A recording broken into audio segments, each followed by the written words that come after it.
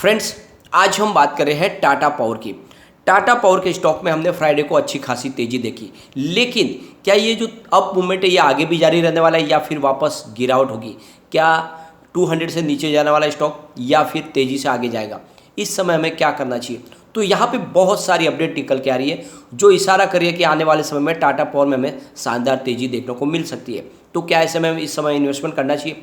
क्या power sector में आने वाले समय में शानदार तेजी आ सकती है? तो एक एक करके उन सारी अपडेट को डिस्कस करेंगे और जानने की कोशिश करेंगे क्या टाटा पावर इस लेवल पे खरीदने के लिए बहुत ही सही बन रहा है या फिर इस समय हमें वेट करना चाहिए। अगर आप एक तरफ देखोगे तो बाजार में गिरावट का दौर भी जारी है, बाजार में एक तरफा तेजी नहीं बन रही है, तो क्या ऐसे में और गिरावट भी हो सकती है? तो बहुत सारी बातें जिनको एक एक करके डिस्कस करेंगे। यहाँ पे टेक्निकल व्यू भी लेंगे और कितना फंडामेंटली स्ट्रांग है टाटा पावर, जिस तरह से कंपनी डाइवर्सिफाई बिजनेस करती है, क्या आने वाले समय में टाटा पावर को उसका बेनिफिट मिलने वाला है? ये बहुत सारे सवाल हैं जिनके जवाब जानने की कोशिश करेंगे इस वीडियो के माध्यम से। जिस तरह से लगातार कंपनी शानदार डिविडेंड देती है, क्या इस बार भी हमें डिविडेंड अच्छा मिल सकता है? क्वार्टर वन का रिजल्ट आने वाला, रिजल्ट कैसा रह सकता है? क्या पिछली बार से शानदार रिजल्ट हमें देखने को मिल सकता है? तो इन सारे सवालों के जवाब जानने की कोशिश करेंगे इस वीडियो के माध्यम से। लेकिन फ्रेंड, उससे पहले अगर आप पहली बार हमारे चैनल पे आए तो चैनल को सब्सक्राइब कर दीजिए, एक बेल आइकॉन दबा दीजिए ताकि जब भी नया वीडियो बने पहला नोटिफिकेशन आपको मिले। वीडियो पसंद आए तो लाइक शेयर जरूर कीजिए। चलो फ्रेंड्स, वीडियो स्टार्ट करते हैं। मैं हूं आपका दोस्त एसबी दवे और हमारे अपने चैनल ऑनलाइन कमाई में आपका बहुत बहुत स्वागत है। अगर फ्राइडे की ट्रेडिंग को हम डिस्कस करें तो स्टॉक ओपन हुआ 202 पर और इसका लो है 200 का, हाई है 207 का। अंत में जो क्लोजिंग है वो 207 पर रही, जहाँ पे 2.47% की हमें तेजी देखने को मिली। अब यहाँ पे अच्छी बात दो है, एक तरफ तो इसकी जो क्लोजिंग है वो ऊपर की तरफ है, इसका मतलब मंडे को फिर से शुरुआत अच्छी हो सकती है, और दूसरी तरफ ये है कि इसने 200 के सपोर्ट को नहीं तोड़ा, जो इसके लिए बहुत ही अच्छी बात है। तो जैसे ही अगर बाजार ने साथ दिया तो स्टॉक मंडे के दिन हमें आराम से 210 को क्रॉस करता हुआ दिखाई दे सकता है। तो यहाँ पे मजबूत लग रहा है स्टॉक। अब टाटा पावर की बात करें तो कंपनी दो सेगमेंट में कामकाज करती है। एक तरफ तो कंपनी नॉन फॉजिल फ्यूल्स के ऊपर काम करती है और दूसरी तरफ फॉजिल फ्यूल्स के ऊपर कामकाज है। तो कंपनी इलेक्ट्रिसिटी ट्रांसमिशन का और डिस्ट्रीब्यूशन का कामकाज करती है। इनका बिजनेस जो है इलेक्ट्रिसिटी का, बहुत सारे जो डिस्कॉम है इनके, अगर साथ में कंपनी देखे तो परंपरागत ऊर्जा का कामकाज करें, जिसमें आप देखो कि कोल बेस, गैस बेस और ऑयल बेस इनका बिजली का उत्पादन होता है। दूसरी तरफ इनका रिन्यूएबल एनर्जी सेगमेंट भी है, जहाँ पे विंड पावर और सोलर पावर के माध्यम से भी ऊर्जा का निर्माण करती है कंपनी। तो आप देख सकते हो कि कंपनी हर तरह की ऊर्जा का निर्माण करती है और इसीलिए ये आने वाले समय में एक बड़ा मल्टीबैगर साबित हो सकता है। क्योंकि यहाँ पे दो बातें, एक तरफ तो सरकार ने जो गोल सेट किया कि 2030 तक जो भी इलेक्ट्रिसिटी का यूज होगा उसमें 50% का योगदान होगा, वो होगा ग्रीन एनर्जी के माध्यम से, यानी 500 गीगावाट का इंस्टॉलेशन करना है रिन्यूएबल एनर्जी सेक्टर का, जिसमें विंड पावर और सोलर पावर है। तो ऑलरेडी इसमें कंपनी आगे काम करी है। दूसरी तरफ नीति आयोग की रिपोर्ट कहती है कि 2030 तक कोल डिमांड पीक पर होगी, यानी जिस तरह से बिजली का कंजम्पशन बढ़ रहा है आने वाले समय में कोल की डिमांड पीक पर जा सकती है 2030 तक। तो ये आप देख लो कि 2030 तक आने वाले समय में टाटा पावर के लिए गोल्डन पीरियड शुरू होगा, क्योंकि एक तरफ तो जो सरकार का जो गोल है उसको अचीव करने के लिए इनको आगे बढ़ना होगा, दूसरी तरफ इनका जो परंपरागत ऊर्जा का बिजनेस है वो भी चलेगा। तो दोनों सेगमेंट में कंपनी को फायदा होने वाला है। तो आप समझ सकते हो कि एक तरह से टाटा पावर के दोनों हाथ में लड्डू है और इसका फायदा आप भी उठा सकते हैं। ये मौका है जब खरीदारी करें आप टाटा पावर में। यहाँ पे टेक्निकल एनालिसिस की जो राय निकल के आ रही है उसके हिसाब से कहने का ये बिल्कुल सही वक्त है जब आप टाटा पावर में इन्वेस्टमेंट करें, यानी उनके हिसाब से इस समय इन्वेस्टमेंट किया जा सकता है, क्योंकि जो टेक्निकल लेवल है वो बुलिश बने हुए और आने वाले समय में जल्द ही शॉर्ट टर्म में अच्छी तेजी बन सकती है, ये कहना है टेक्निकल एनालिसिस। दूसरी तरफ देखें तो शेर खान बुलिश है टाटा पावर को लेकर और उन्होंने इसका टारगेट दिया 250 का, और उनका कहना है कि मौजूदा प्राइस से 20% के आराम से अपसाइड देखने को मिल सकती है। और ब्रोकरेज हाउस ने अपने नोट में लिखा है कि आरई वैल्यू चेन में टाटा पावर की स्थिति 2022-2030 तक बहुत ज़्यादा मजबूत है, यानी जो हमने बात डिस्कस की 2030 तक कंपनी बहुत मजबूती से आगे बढ़ेगी। कंपनी की योजना है फाइनेंशियल ईयर 2025 तक आरई कैपेसिटी को 15 गीगावाट तक लेके जाने की, यानी इनका ख्वाब बहुत बड़ा है। और वही सोलर ईपीसी के कारोबार बाजार की हिस्सेदारी 20 से 22% ले जाने का उनका टारगेट रखा हुआ है। साथ में जो इनका 4GW सेल और सोलर सेल और मॉड्यूल के ऊपर कामकाज है वो भी आगे बढ़ेगा, यानी कंपनी हर तरफ से अपने कारोबार को आरई क्षेत्र में बहुत आगे बढ़ने वाली है। लेकिन यहाँ पे अगर आप देखो तो मॉर्गन स्टैनली है जो यहाँ पे सेल के टारगेट जरूर दे रहे हैं, उनके हिसाब से कहा जा रहा है कि आने वाले समय में यहाँ पे इसकी प्राइस नीचे आ सकती है, यानी उनकी तरफ से इसका जो टारगेट दिया है वो 200 से नीचे है, लेकिन ऐसी संभावना बहुत कम है। जिस तरह से टाटा पावर का कारोबार बढ़ रहा है स्टॉक की प्राइस आगे बढ़ने की ही संभावना ज़्यादा है।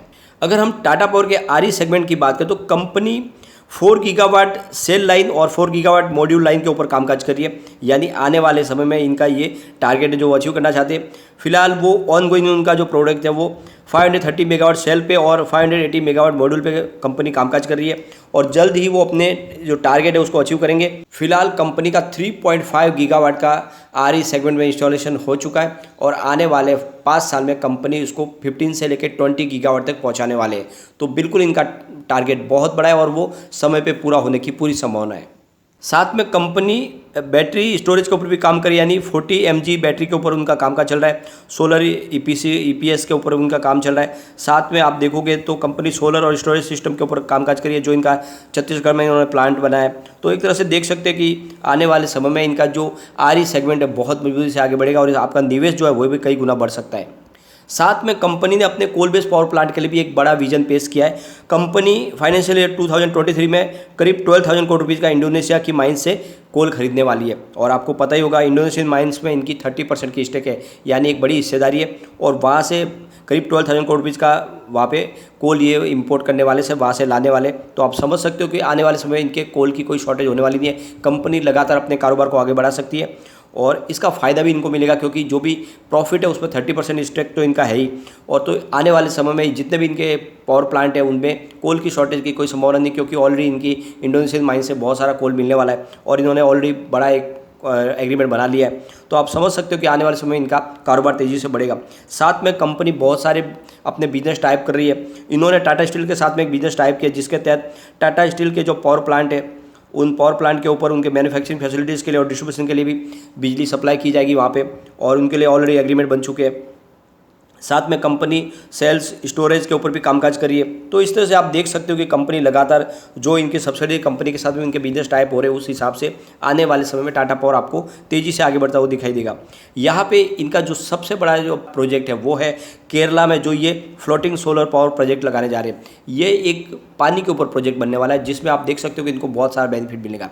एक तो यहाँ पे लैंड एक्विजिशन करने का प्रॉब्लम नहीं रहेगा। दूसरी बात ये है कि वहाँ पे किसी भी प्रकार से जो लोगों की वजह से जो नुकसान होता है वो भी नहीं होएगा, कोई जानवरों की वजह से भी नुकसान नहीं हो सकता। इनके पैनल पूरी तरह से सुरक्षित रहेंगे, लेकिन ये है कि थोड़ा सा रिस्की रहेगा। इनको एक पूरा फाउंडेशन तैयार करना होगा, पैनल बनाना होगा, उसके बाद में वो सोलर लगाए जाएंगे। लेकिन जो भी है वो सोलर पैनल उनका बहुत समय तक साथ दे सकते हैं और ये बड़ा प्रोजेक्ट है जिसकी वजह से इनके कारोबार में बहुत बड़ी वृद्धि हो सकती है।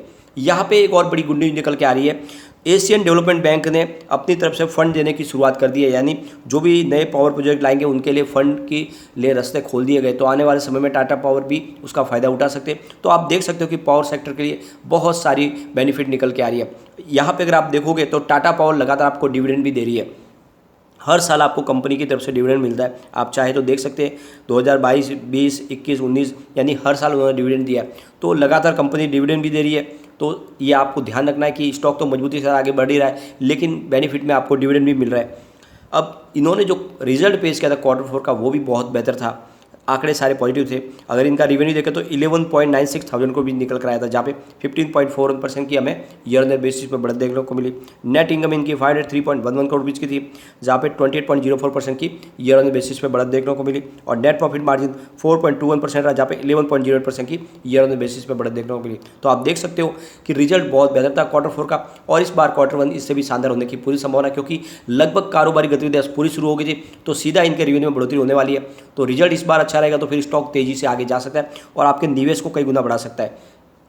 तो यही मौका जब खरीदारी करें और लॉन्ग टर्म का नजरिया रखें। मुझे लगता है कि आने वाले 5 साल के लिए स्टॉक अगर आप होल्ड कर लेते हो तो ये 1500 तक भी जा सकता है। जिस तरह से यहाँ पे कंपनी दोनों सेगमेंट में काम करी और दोनों सेगमेंट में आने वाले समय में बहुत तेजी आने वाली है, क्योंकि ऑलरेडी हमने डिस्कस किया कि नीति आयोग की रिपोर्ट कहती है कि कोल डिमांड पीक पर होगी 2030 तक। दूसरी तरफ सरकार चाहती है कि 2030 तक 500 गीगावाट की जो इंस्टॉलेशन ग्रीन एनर्जी के माध्यम से होना चाहिए। तो ये दोनों सेक्टर में कंपनी बहुत एग्रेसिव तरीके से काम करी। साथ में इनका ईवी चार्जिंग का जो कारोबार है वो तो एक तरह से इनके लिए बोनस साबित हो सकता है। तो आप देख सकते हो कि कंपनी जिस तरह से कामकाज आगे बढ़ा रही है, ये आने वाले समय का बड़ा मल्टीबैगर आपके निवेश को कई गुना बढ़ा सकता है। लेकिन फ्रेंड, कोई भी इन्वेस्टमेंट करने से पहले अपने फाइनेंशियल एडवाइजर से बारे में ले ले या अपना खुद का रिसर्च करें, क्योंकि मैंने वीडियो आपके एजुकेशनल पर्पज के लिए ही बनाया है। वीडियो पसंद आए तो लाइक शेयर जरूर कीजिए और चैनल को सब्सक्राइब कर दीजिए। Thank you friend.